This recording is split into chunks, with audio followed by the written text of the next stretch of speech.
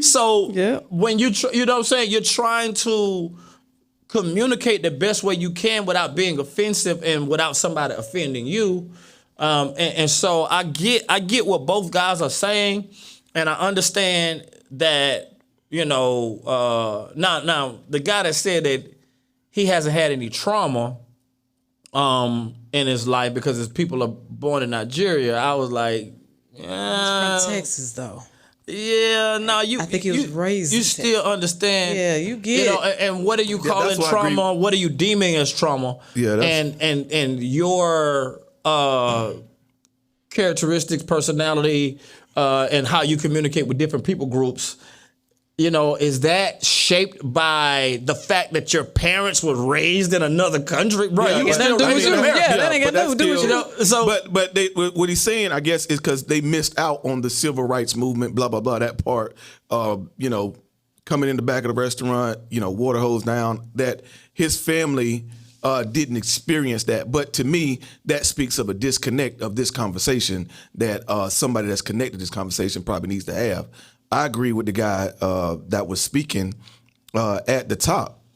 I mean, it's almost to the point where kind of like now they want to hide a lot of things in history. Right. That like no. I don't believe in that. No. We ain't had nothing. Tell the whole truth. Why are you hiding it? Number one. Right. No, tell the whole truth. Tell everything you did. Show how brutal it was. There, it was ugly. Okay, show it. You know what I'm saying? I'm not about let's water that down and Exactly. and I think that's what he's saying, or that is that unseasoned. You ain't putting no season. You're giving them a bland. So how would you communicate? Because there are people that communicate with white people in a way of you should know this about our history, what you did to our forefathers. We were slaves, 40 acres and a mule. Talk they have sat through that. How effective has that been in change? Now, I do understand that when Martin Luther King marched, that there were white people that really helped out in that, and I feel like that part is not highlighted enough to show the union and the unity between black and white. Because if we start to not just make the Martin Luther King holiday and movement and everything a black thing, and say it's a unity thing because there was a lot of white people had to help to make that happen. Same thing with George Floyd. Man, it was amazing to see different countries that were not African American, different people around the world marching for one cause, and people were unified. It was white people throwing stuff and getting arrested and all that type of stuff to say that this is a unity thing. This is not necessarily a black and white thing. This is a humanity thing. And so people are allowed to express themselves like they do, so you hear, what you gonna hear, what type of communication you gonna hear in the streets of Atlanta, when something go down, man, what I'm saying? What up, shout out, we finna, and how they talk and all that. When people start to communicate in anger, they start to act more like themselves. See, we can start this thing off listen, people, what you need to know, and we can be very, very educated and state the facts, but when you get offended, you look here, you're going to go back to... It's kind of like our show. We start off nice and then... We do. And then... Look, but I'll never just say, you old big head. No, I don't never talk about him. It'd be the point. I ain't never Joan him. Never. I ain't never said nothing about you. Never. You can go back to show. I know we're off subject now, but you can go back to shows. I ain't never talked about you. Like, you ain't no good father. You know what I'm saying? Not like that. I know you talking about Joni. Yeah, I remember a couple of times I had to defend yourself. Joni? No. Yeah. I ain't never just talking about your hairline or nothing like that.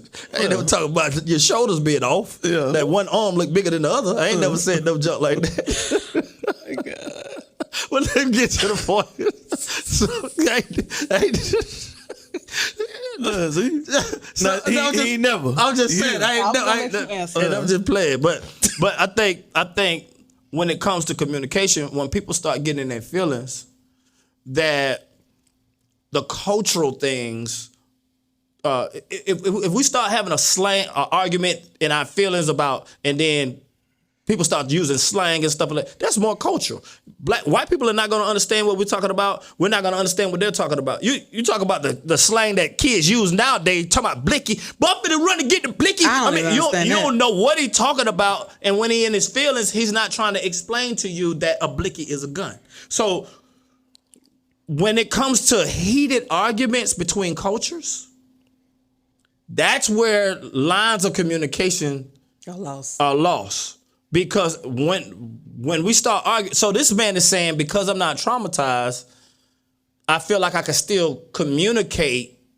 And I understand what both of them saying. Because he has an advantage. And the other guy is saying, you're giving him the watered down version. You're not really expressing how we feel. But does that mean, okay, when you do express it in a way that is got a little bit more punch to it, will people receive it? So is it how it's being delivered, or if the person is going to receive it or not? Because there's the question is, what are you receiving? Are you receiving the whole story? Right. I don't think it's effective. This week sugar-coated of salt that you throwing in here. So what is he saying that's watered down? The communication period, or the actual what's plight being communicated? Yes, what's being communicated. The plight of the black man, whatever it may be. Because he's saying, I've been in situations where I hear white people say, "Oh, racism doesn't exist." He said, "I've heard that, and I've been around black people, and they said, all white people are racist." Yeah, right. So he's trying to say, well, because of my disconnect, and now he's disconnected on both ends. He's disconnected from we weren't here when all the civil rights movement stuff was going down. Yeah, he wasn't alive. I'm saying, but he came over when they came over. America wasn't there. So he really didn't. He said, I'm outside of that experience. So therefore, let me try to give an open ear. And it's not the civil rights movement. That's happening today. Like you can experience that today. Like you still connected, bro. If you get pulled over, that's what he said. You's a nigga. He felt like, he said, I have the privilege. That was his words. I have the privilege of my parents growing up, coming up out of Nigeria, right? That don't make any sense. Yeah. So he's saying that but he's born in America. Yeah, he lives in Texas. Yeah, so lived in Texas. What is he's still being born? That has nothing to do with it. That's what he's saying. Like he's saying that the past trauma. If he's saying past trauma, he's talking about people that's been in this country for generations. And the trauma being passed down, or the trauma, or the residue. I don't have the trauma and the residue of civil rights. Yeah, I don't have it either. Yeah, but black people in general do. I can't even say that. How we feel about the white guy getting off and the beating in Memphis. That ain't got nothing to do with civil rights. But we get up and I feel like, oh, look at this. I mean, we fair because we also said them brothers need to go to jail. You see what I'm saying? So we're fair. Like that's not, if it was one black person that didn't get off and 5 black people get on, you wouldn't have that same intensity.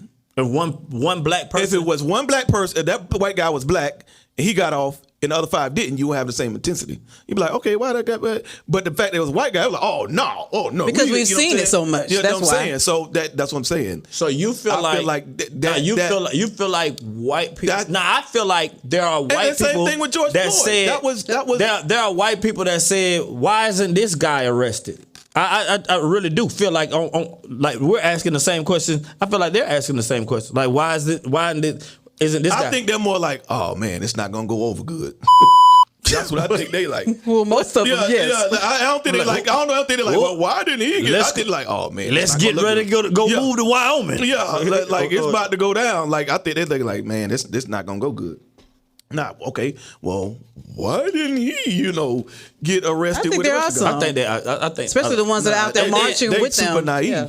Nah, I think they're more. They feel it's unfair. They genuinely feel it's unfair. There are friends of mine that I know that are white that have a passion for like things that black people have a passion for. They do, and they're not. They don't act black. They act white. They act, they're of their culture. Yeah, but they still have the concerns of some black white people that really So- don't see color like that.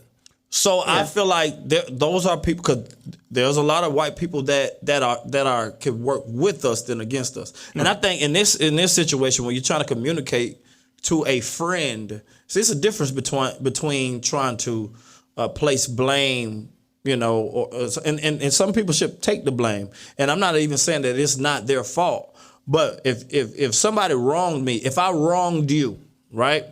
And you're trying to explain to me, but you're offending me while you're trying to explain to me what I did to you. I stepped on your foot. Let's say I stepped on your shoes, and I didn't know. You come to me, and the first thing you say is, Ian, you stepped on my shoes. Before I can offer an apology, I got to work with my offense first. So now I'm operating out of offense because of how I was approached, as opposed to me stepping on your shoe and you coming to me, bro, I know you ain't mean to do it, but you stepped on my shoe. Oh, bro, I'm so sorry, man. Bro, let me wipe your shoe off. The response is different based off. So if you're talking about... But the content of what you said didn't change.